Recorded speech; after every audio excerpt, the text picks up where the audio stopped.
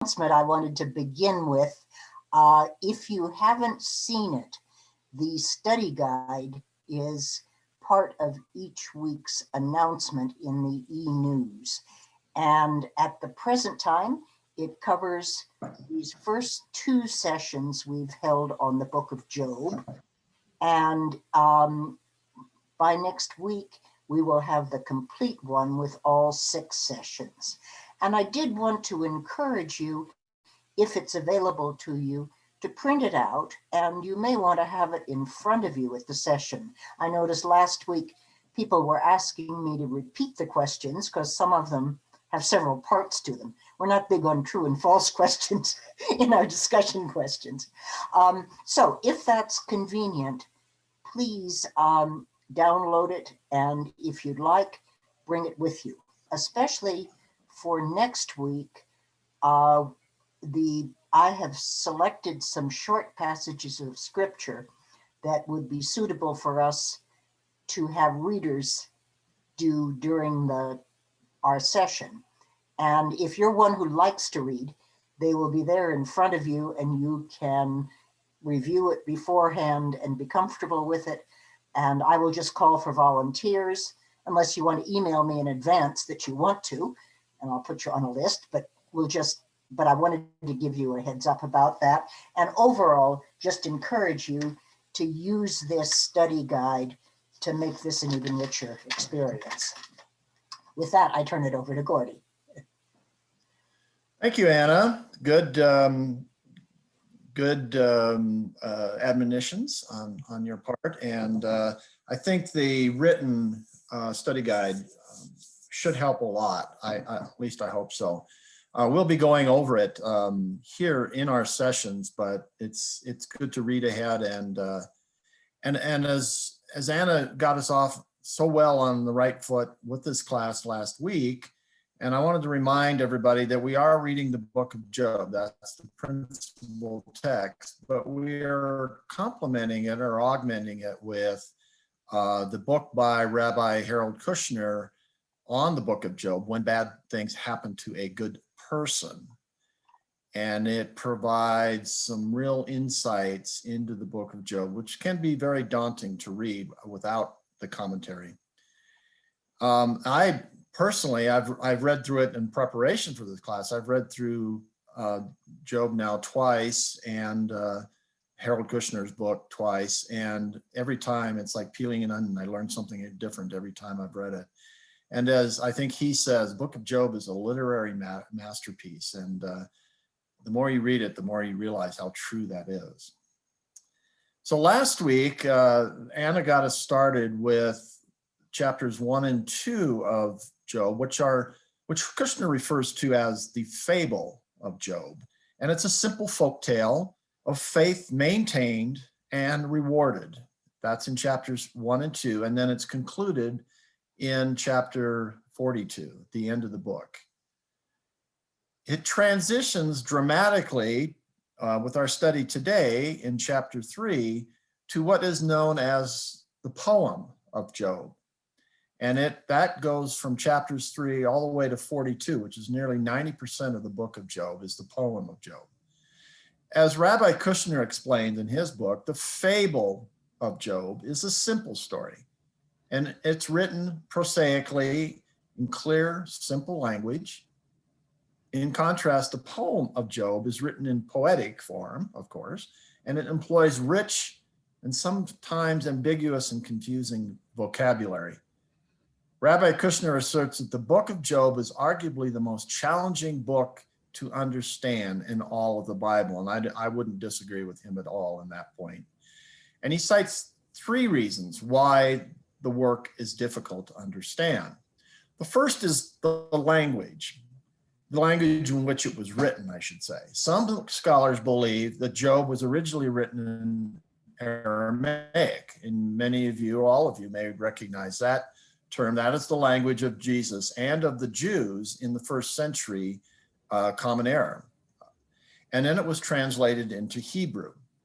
Kushner doesn't believe this. He finds this argument unpersuasive. He thinks the poetry of Job reaches such sublime heights that it's hard to believe that we are not reading it in its original language, i.e. Hebrew.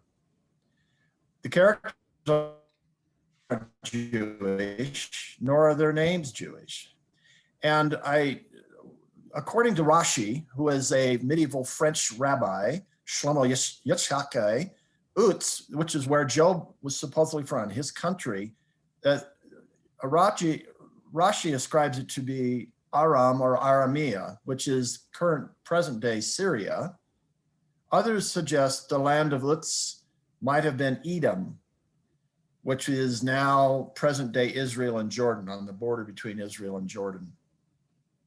The second reason that Rabbi Kushner cites for the challenge of reading Job is that the issue of the nature of God and God's relationship to events on earth is extremely profound.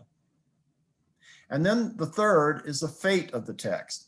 It is almost certain that the book we have now is not identical to the one the author wrote, because ancient manuscripts such as this, they were copied by hand. It is not unlikely that a scribe miscopied or changed some text, possibly because he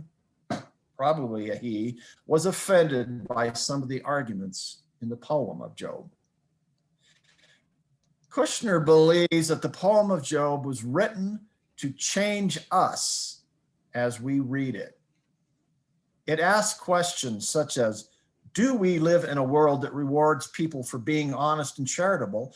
And if so, in what currency does that reward arrive? Does God care about what kind of person I am?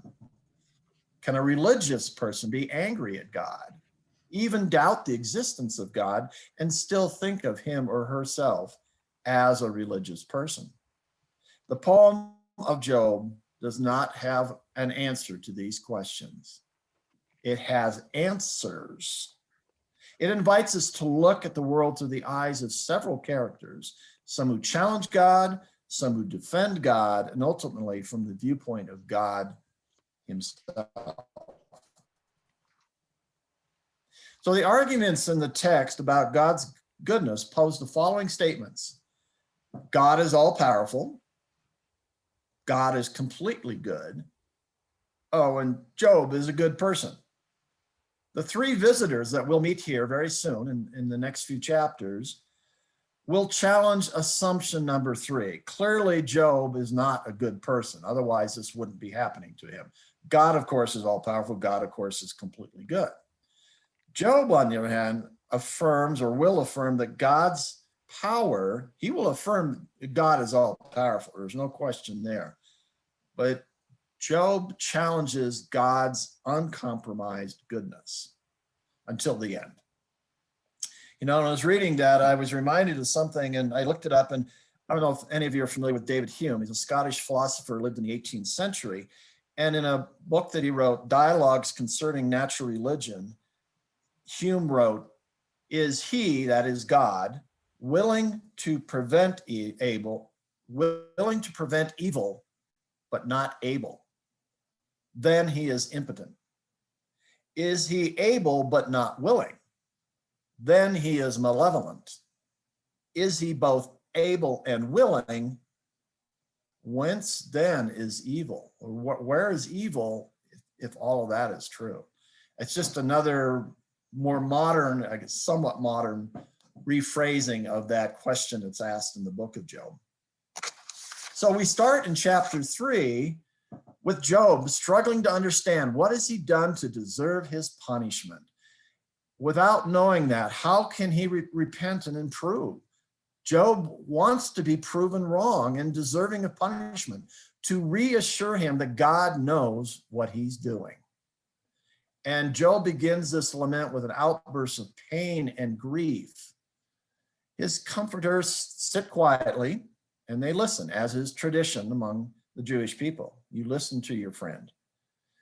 Job effectively says, I wish I were dead. I wished I had never been born and that I had died at birth. All the good things in my life till now were not worth it if they end with this unbearable pain. His friend Eliphaz, following this outburst, tries to comfort Job. Eliphaz is saying to Job, Job, you're a good guy. You're a good person. You know it. We all know it. And presumably, God knows it too. That should give you a reason to look forward to a happy resolution of this problem. You're a good person, but you're not perfect. As you might expect, Job isn't comforted by Eliphaz's encouragement. In fact, he thinks if his visitors were truly his friends, they would take his side. You were there to celebrate, says Job, celebrate with me when times were good. But when things turned against me and I needed you, all you can do is tell me to take it like a man. If God is as great and as devoted to truth as we think he is, then I believe he'll prefer my honesty to your flattery. Any God worth worshiping should prefer honest anger to hypocritical praise. That's where we are with Job right now. It's going to get even more interesting in the next few chapters, as we'll learn. I have a few questions. Job is angry at God, obviously. If we were one of Job's friends, how would we respond to his anger? Would we try to console him? Is it ever acceptable to be angry at God? To be, as Kushner said, can a religious person be angry at God? Throw that open for anybody. Is it acceptable to be angry at God?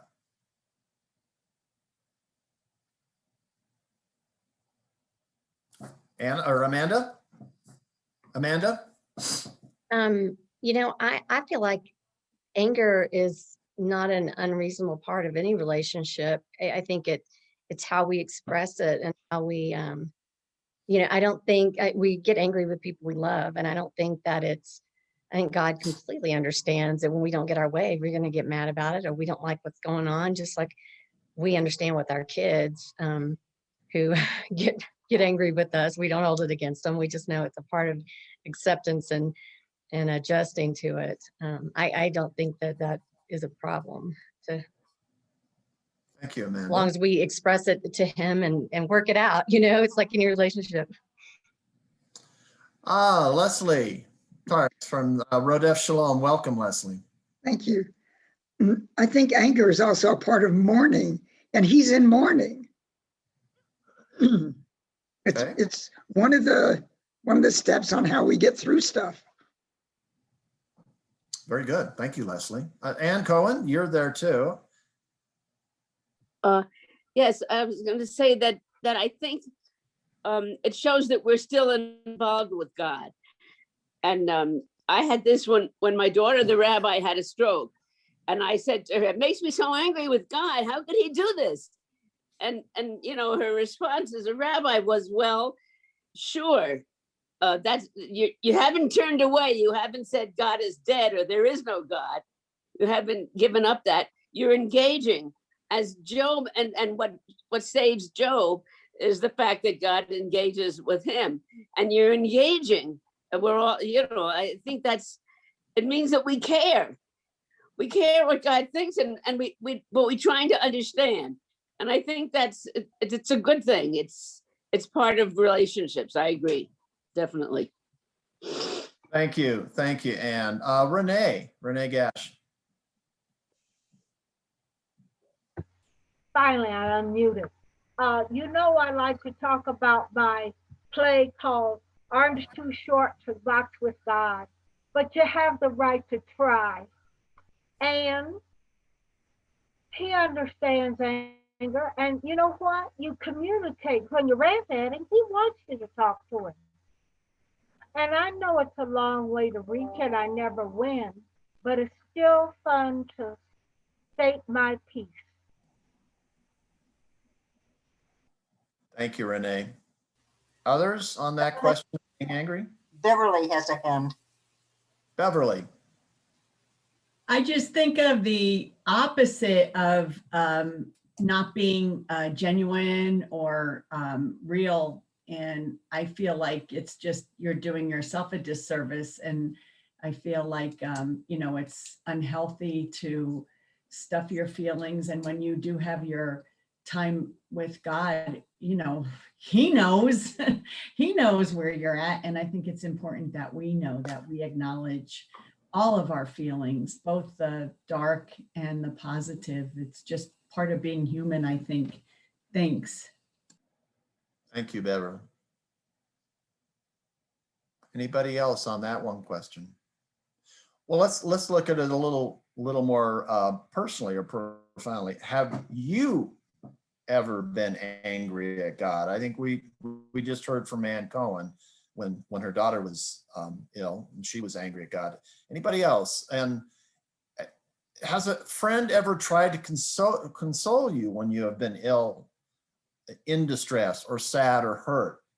And did the consolation actually make things worse? So first question, have you ever been angry at God? And maybe true confessions, but go with it.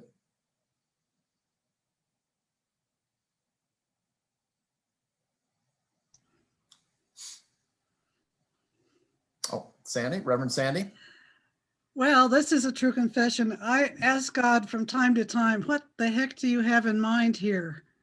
So, and God often doesn't answer me, but that's the question. And Leslie had a hand raised. Yes, Leslie. I was really angry when my husband died. I was 45 and he was 52 and he just died. And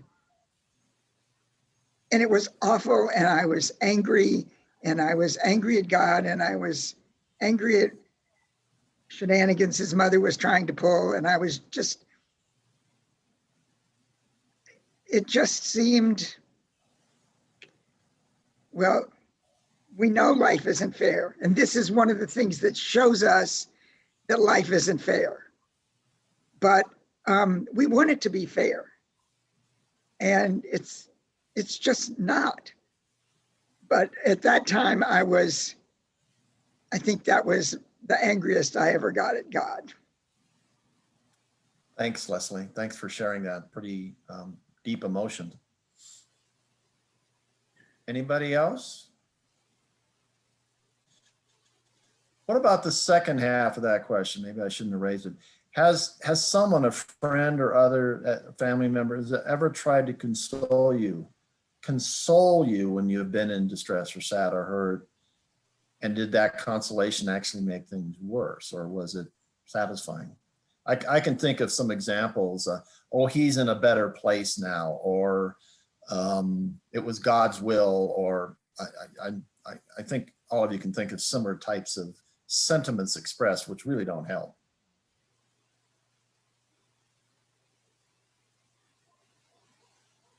Monica.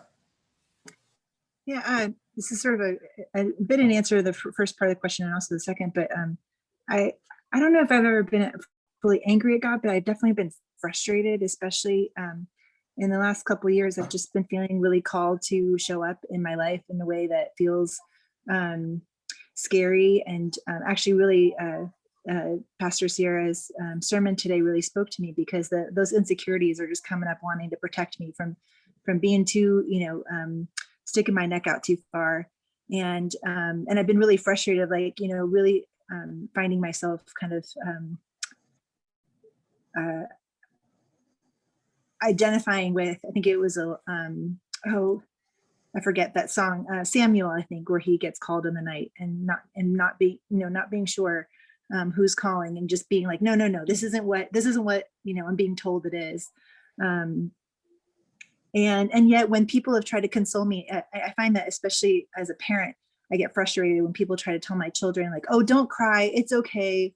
And I have gotten frustrated in my own life when that's happened, because instead, whereas God would come and say, oh, I hear you, And yes, you're sad or you're frustrated or you're angry.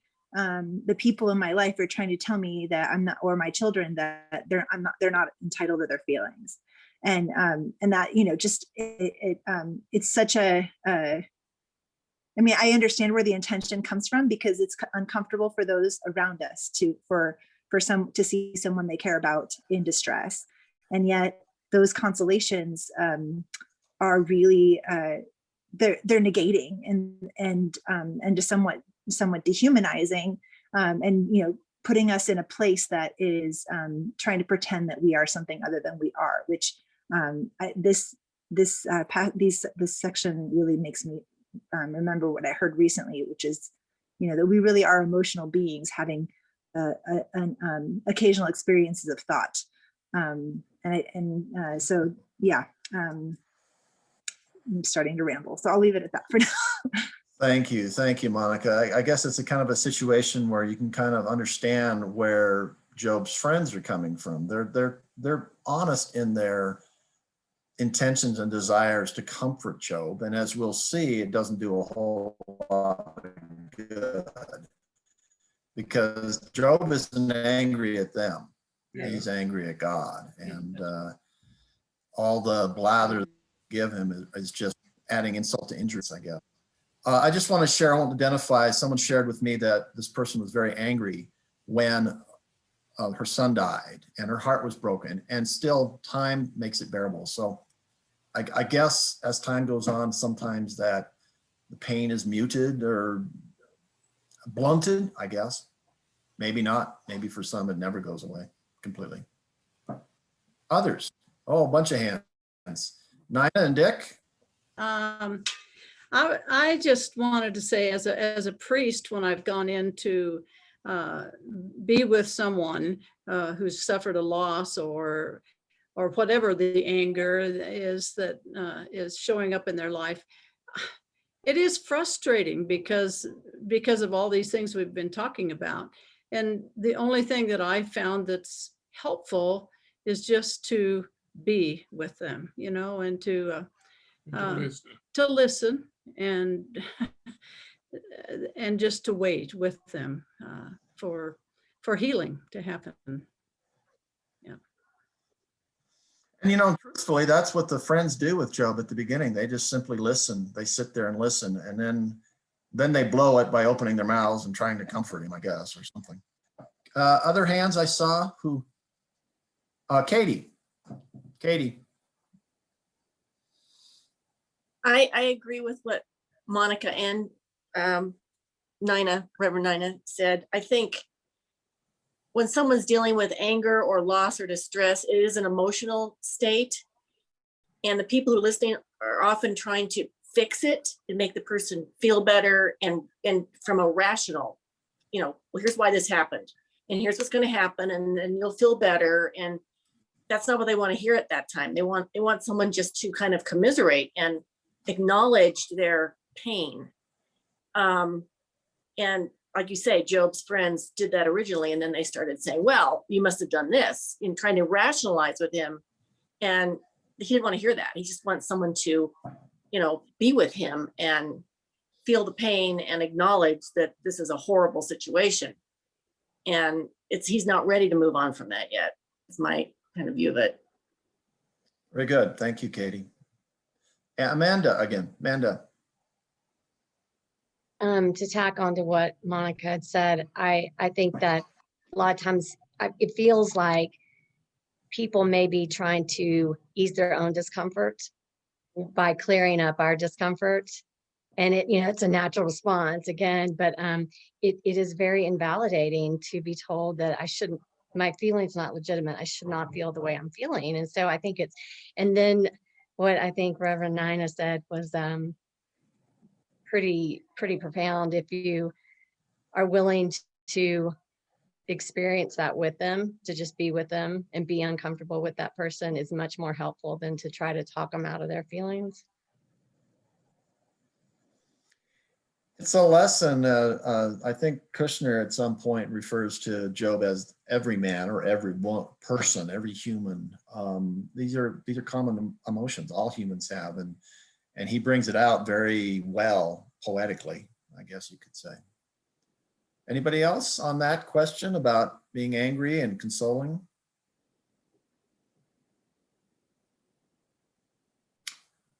Ronnie, you had your hand up, and then Anna. I think what happens sometimes when you are in the midst of grief, you're asking God, okay, now what? Now what? Now how am I supposed to handle this? Or what am I supposed to do next? And the silence is profound from God often. And I think that the mistake that we make to comfort other people is to interfere with that silence, interfere with that listening. And I think that if we can join in with the grieving person to listen together, perhaps that's the best way to go about it. But I do understand that when you suffer a loss, you often ask, well, now how am I supposed to deal with this? What is next? What am I supposed to do here, Lord? And I think that the answer comes very slowly sometimes. Time wounds all heals, or heals all wounds, I guess it is. Anna, you had a thought. Just a time when I was kind of put in the role of being one of Job's friends, and I didn't find it very easy. My mother lived with us for the last 6 months of her life, and about a year before she came to live with us, her grandson, her only grandson, was in his early 30s when he died of leukemia. And my mother, by that time, had some dementia. And so every day, several times a day, why, Carl? Why not me?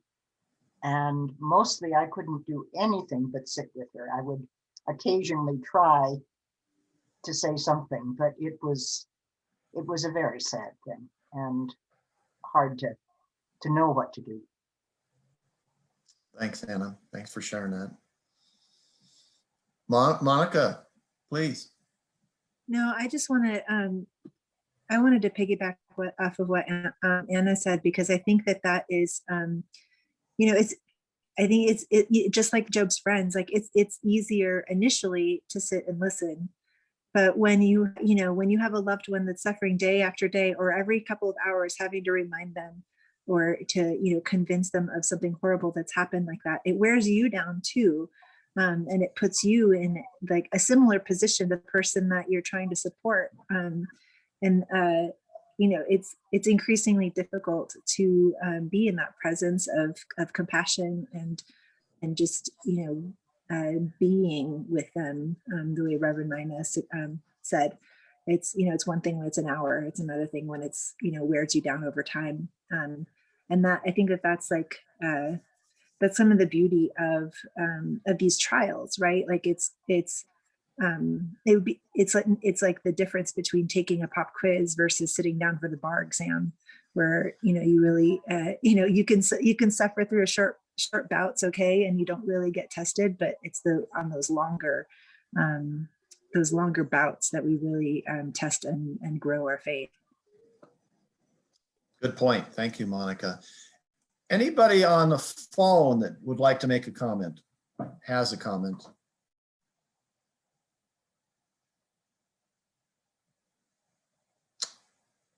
Okay. Last question I have. How would you rewrite the story of Job in modern terms? Jean Griffiths.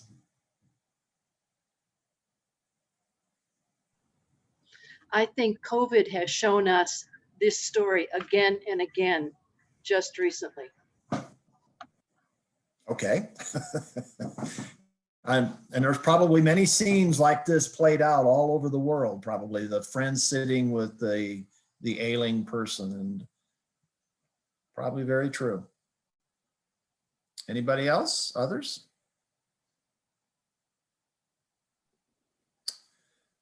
Leslie? I think the story is just the same. You can change the, excuse me, you can name the place, you can, change the cattle to cars, but I think the story is still the same. It's timeless, Yes. I guess you're saying, yeah? Yes, timeless. Well, it's interesting. I'll just add this, and others may have some thoughts too.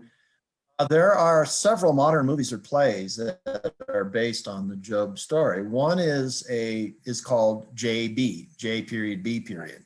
And it's a 1958 play written by Archibald MacLeish, which is very well. I've not seen it. I'd love to see it. It's a play and it takes place underneath a circus tent. And it's really good. Is it? Yeah. Anything more you want to say about that play, Leslie? I haven't seen it. I haven't seen it in a long time, and it's based on a book. He wrote a book, right? And then I think he wrote the book, and then they did the play. Correct. And it's really not. I just remember it thinking that's not the way that I looked at it. I remember thinking, no, I don't like that philosophy. That's all I remember about it. I think Rabbi Kushner mentions the Archibald MacLeish in Rabbi Kushner's book too. There's another movie, recent movie, 2015, To Hell and Back. Doesn't sound like Job, but apparently it's based on Job. It stars Ernie Hudson and Vanessa Bell Calloway. Ernie Hudson, very well-to-do, loses everything, and then suffers the same consequence. Again, I haven't seen it, so I can't really comment on it. And then I also learned that Will Smith is a new movie called Joe is coming out this year, starring Will Smith. I think probably most of you know who Will Smith is. Pretty interesting to see what that's all about. Monica?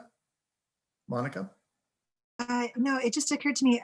I wonder how this story would be different, if at all, if it were to happen to a woman. Good point. What? You answer the question. Don't know. Would be interesting to write it from the perspective of a woman. Remember, in Job, his wife tells him, he said, just curse God and then die. I don't know, she's maybe that, I don't know much background, and maybe she's tired of him whining and groaning, and she just says, get it over with, curse him, and it'll all be over with. You'll be dead. So, other thoughts on any of those questions or these chapters in Job? Anna? Well, just one, back on MacLeish, which I haven't either seen the play or read, but I think Kushner commented, and he listed a couple of renditions of the Job story, of ones that really were leaning more on the fable than the poem, with just sort of the wager with God and Satan and its impact. And then Job gets restored, gets his new 10 children and all his sheep and cattle back, and all's well with the world, was sort of the way he summarized it. I haven't read any of the ones he mentioned either, so, but I think I'd like to try the MacLeish. I like his thinking. Ann Cohen? Yeah, that was an interesting comment about what if Job were a woman. I'm trying to be honest with myself. I think this is such a universal story. I don't see, the male-female issue here for me, because we've all live in the world, we lose people, horrible things happen, and I don't think it's a man's story and not a woman's story. That's my my take on that. That's very good, Ann. Thank you. Anna? one more quick response to that. I mean, Monica's question really interested me. I hadn't thought of it so much, but it's one I want to cogitate a bit on. And maybe. Be careful, don't hurt yourself when you're cogitating there. Well, I'll be careful. Thank you. Other comments on the readings, anything?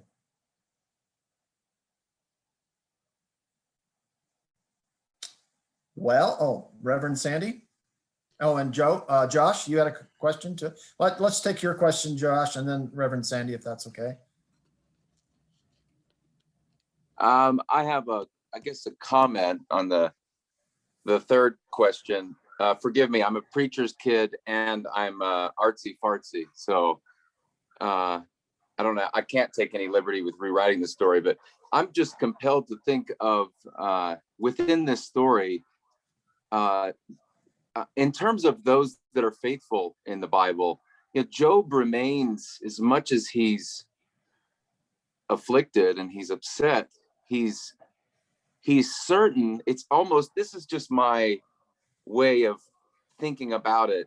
It's almost that Job is certain that God is good and knows that there is real truth to what's going on in his life, and he's unwilling to move from that. And so it almost ministers to me in a way, his regenerate heart. He has been regenerated and his faithfulness is sort of there close with him, and his friends are this sort of snide, pious, nice way of getting to him and with him. But the irony in Kushner's way of saying it is that, yes, they're listening out of respect, but they're not really listening to him. They're telling him things that make sense to them, as if the world has its idea of what's going on here. So I'm just amazed at the poetry of Job getting pummeled by Satan and all this stuff, and just sort of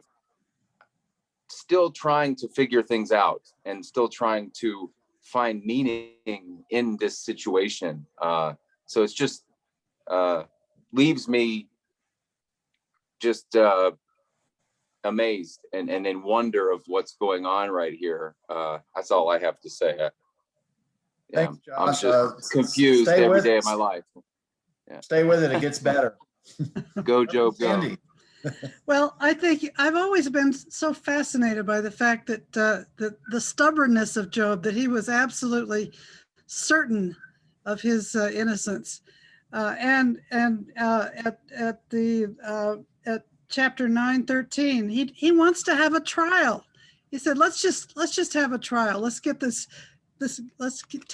take care of this with a good trial." I think that's a fascinating turn of events in his mind too. So, but the innocence, the stubbornness, and the faithful stubbornness of his innocence, I've always kind of admired that he was able to stand up for himself like that. Indeed. Thank you, Sandy.